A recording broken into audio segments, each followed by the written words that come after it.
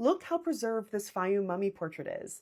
Welcome back to Artifact Insight, where I give Egyptian artifacts on the art market their 5 minutes of fame before they unfortunately disappear into private collections.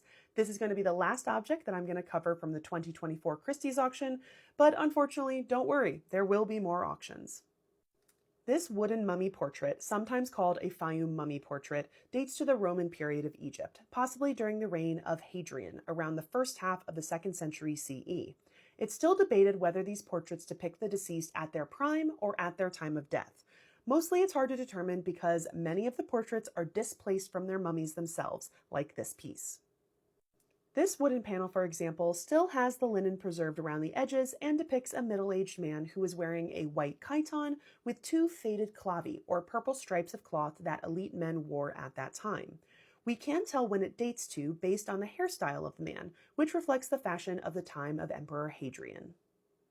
The piece was originally at a gallery in Paris prior to 1981, and a, quote, important European private collection purchased it from them in 1982. We do know that from 1997 it was on display at the Basel Museum of Ancient Art and the Ludwig Collection in Switzerland, and then on display in the Museum of Art and History in Geneva the following year.